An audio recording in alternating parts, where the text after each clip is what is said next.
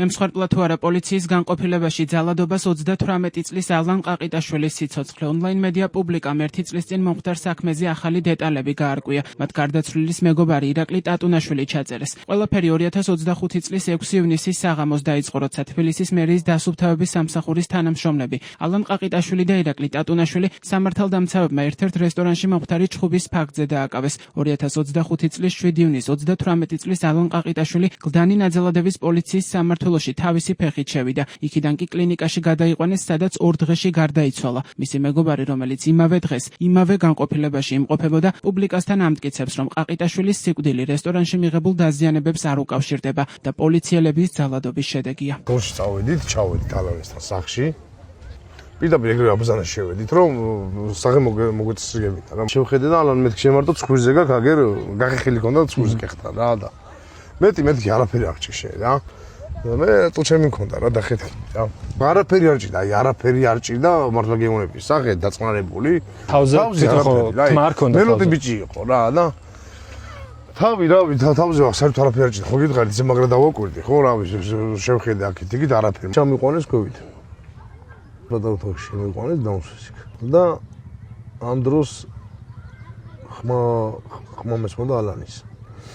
ანუ მე გამიყვანეს, მე ალანი შეიყვანეს და ყურის ხმა მესმოდა რა. კაი ესე ხმები მესმოდა. და ტკივილის ორგანიზმის ადამიანი რა რო ყურის რა. ეგეთ ხმები მესმოდა. და ალანის ხმა იყო რა, მაგაში დაწუნებული 100% რა. და ბოლოს მე იყო ერთი დიდია ის ყვირილი, განწრული ხმა რო იყო, სიო შეწყდა ყვირილის და მაგ შეწყდილი ყვირილის ხმიდან მე უკვე რამოდენიმე წუთში დავინახე საზრაბოს მანქანა იყო მოსული, ძენს მე დავინახე. მივხვდიო, მეთქი ალანი ცუდად ხურდა. არ ვარ ის ადამიანი, რომ მეგობრის დაკარგვა ესე თვალები დახუჭოს და ესე რა თან მithumetes ჩემ თვალზე მოხდა ყველაფერი რა და ჩემს გვერდზე იყო ალანი და ამას ვერ დაგუშვებდი, რომ ესე თვალები დამეხუჭა. მე ეს ბიჭებიც რო ეხლა ციხეში ზიან, ესენიც ამათ ვენაცვალე რა, არაფერ შუაში არ არიან ეს ბიჭები და ამათ გულზეც მაგას ვლაპარაკობ, იქნებ დავიხმარო, რომ ესენი ტყუილი არ იჯდნენ, იმიტომ რომ უდანაშაულებელნი ბიჭებიც რა მაგას ვიზახი რა. ამით თავდაყირადგება შინაგან საქმეთა სამინისტროს ვერსია, რომლის თანახმად დაკავებული ალან ყაყიტაშვილის სამმართველოში ყოფნისას მათგან დამოუკიდებელი მიზეზით გახდა შეუძლოდ და გონება დაკარგა, რის შემდეგაც პოლიციელებმა სასწრაფო სამედიცინო დახმარება გამოიძახეს. ირაკლი ტატუნაშვილი ყაყიტაშვილზე სავარაუდო ძალადობის გარდა პუბლიკასთან დეტალურად იხსენებს, თუ რა მეთოდებით გაუსწორდნენ პერსონალურად მას. რა მოხდა უბრალოდ? 6 სული მაინც ქნებოდა რა. ნაკლები არ იქნებოდა. მეთქი არ მახსოვს ნასვამი ვარ რა. ამის თქმა იყო, არ მახსოვს მეთქი და აი ეგრევე უცაბედად თავში წამოვიდა მოშტები რა. თავი აღარ ამაწევინეს. მარტო ის მოახერხა, რომ თავზე ხელი მომედამენო რა ეს რა. დაკუნტული ვიყავით თავში მირტყავდნენ, მე ერთ-ერთი რომ ვეღარ მომწვდა იმდენი რო იყვნენ, დივანზე ავიდა. აგერ წიხლებს მიტყავდა მხრებზე და ნეკნებში რა. წიხლებს მიტყავდა ზევიდან რა. დაბლა დამაგდეს. მე დაბლა პოლზე კიდე მერტყეს. მეთქი აღარ დამარტყა, ბიჭო თვალები მაწუხებს მეთქი.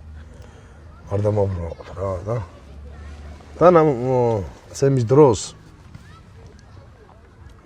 ვეუნებოდი მეთქი მე რის თანამშრომლები ვარ ბიჭო მეთქი მომიშტყავთ რა. თბილისური ჯგუფის თანამშრომელი ვარ და რა აი რეაქცია არ ქონია რა, როგორც დაიწყეს ის გააგრძელეს რა. რა 1-10 წუთი გრძელდებოდა ალბათ ეს ცემა რა, უმოწყალოდ. რა ვიცემეს და მე იყო იქ შეურაცხყოფა ამ ცემის დროს. ყველა ხელი რაც მაგათმა გამოიქმნეს, ყველა თავში მოხდა, კებაში მოხდა და რავი, თავი მქონდა დაბეჟილი სულ რა, ხელს რო ვიდევდი მტკიოდა რა ყველა. ჩალურჯებები მქონდა მე ეკრანებშიც ეტყობოდა იქ. დათქმისგან ერთი თვე მტკიოდა რა, ისე ვიყავი რა. უკვე უნდა გადამიყვანონ წინასწარ დაკავების იზოლატორში და აი მაგ დროს რომ უნდა გადამიყვანონ რომ ამზადებენ, მაგ დროს გადამიღეს სურათები, ვიდეოები დამატერიალეს. ანუ რომ მიდიხარ განყოფილებაში მე ვიცი რომ მაშინ ვერ გიღებენ, ხო რა დაზიანება გაქვს, რა გჭირს. ამათმა მაგარი დამლეწეს, მაგრა დამბეჟეს და სულ ბოლოს რომ უკვე მივყავდი ზაგეში, ზაჰეში კაპეზეზე მაშინ იმას აქნეს. ირაკლი ტატუნაშვილმა ციხეში 9 თვე გაატარა, მას რესტორანში ჩხუბის დროს 2 ადამიანის დაზიანებას ედავებოდნენ, თუმცა ის 2 ინსტანციის სასამართლომ გაამართლა. ახლა საქმეს უზენაესი სასამართლო განიხილავს. ირაკლი ტატუნაშვილის ინტერვიუს პუბლიკასთან სოციალურ ქსელში მისი ადვოკატი გოგიტა ბახტაძე გამოეხმაურა.